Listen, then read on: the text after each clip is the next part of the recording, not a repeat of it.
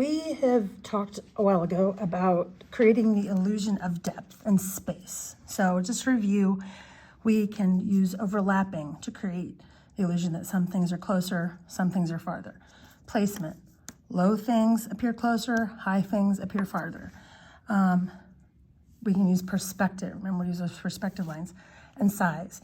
Big things tend to look closer, small things tend to look farther away. So that's the space when we're talking about creating the illusion of depth, okay?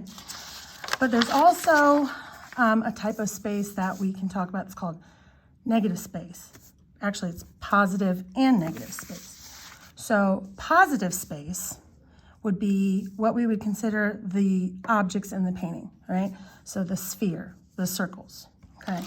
In this painting, it would be like the buildings and the trees. That's the positive space. That's the space in the frame of the picture where there's objects, okay? It's taking up this space on this flat piece of paper.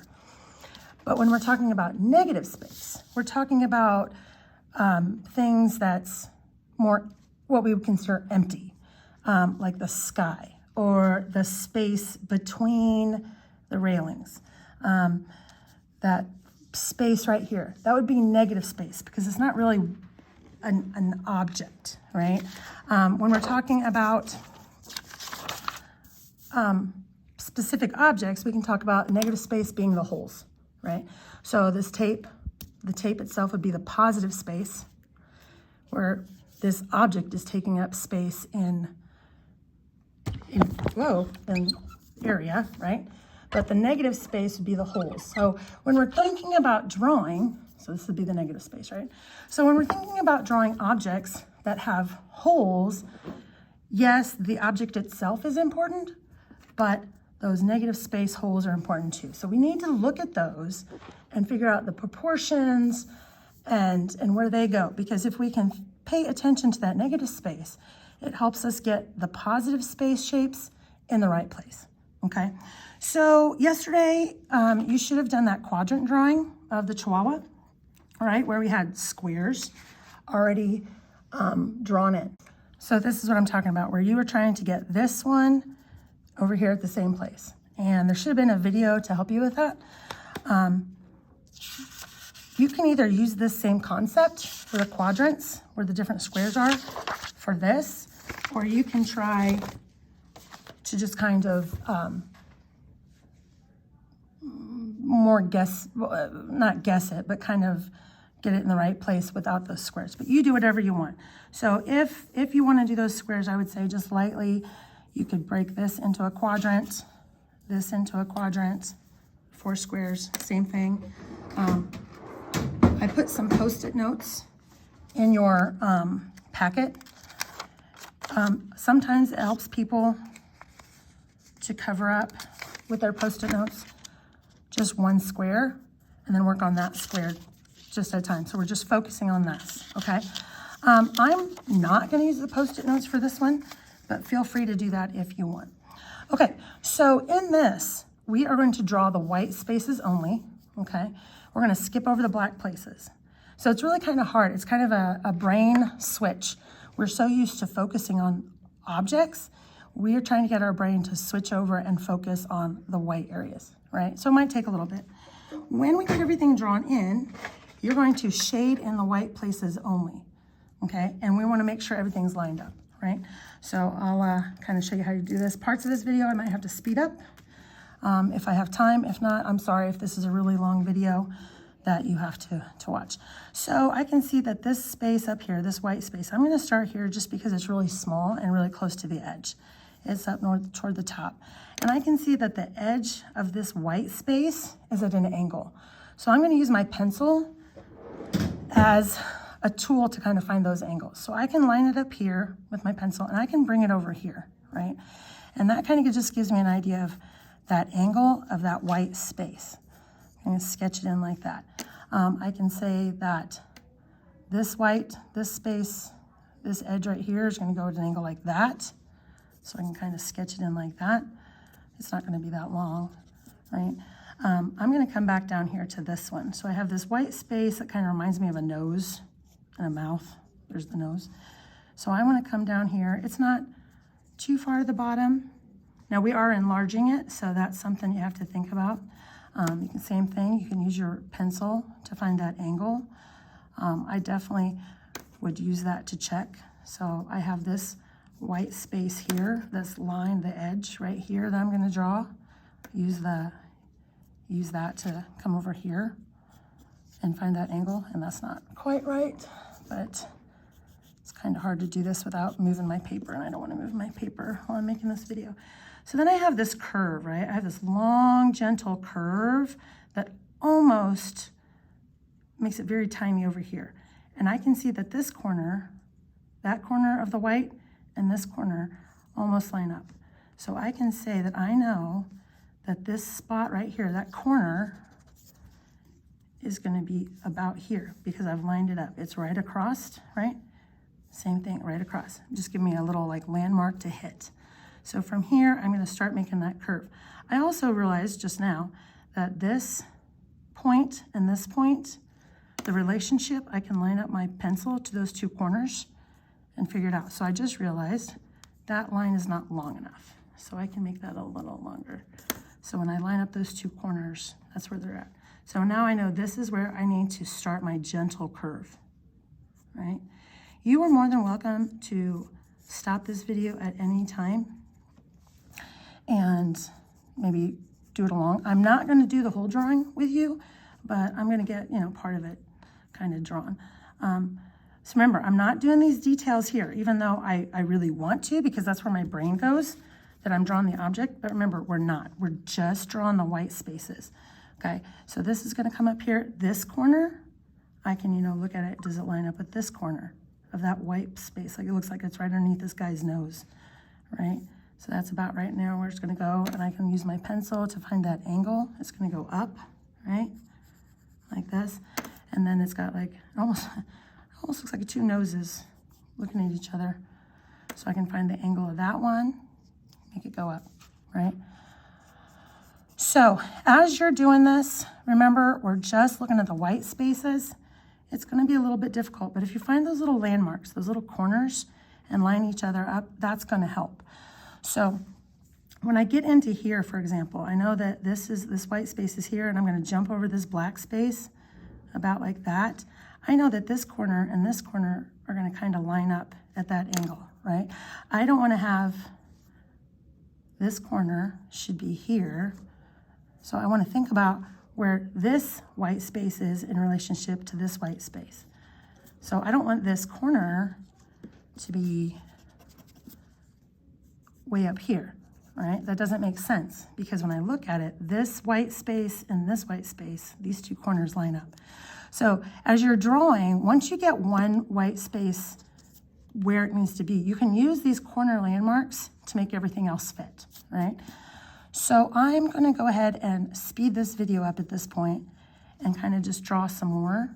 At this point, if you want to stop and just draw on your own, that's fine. If you just want to watch it and kind of see where things go, that's fine too.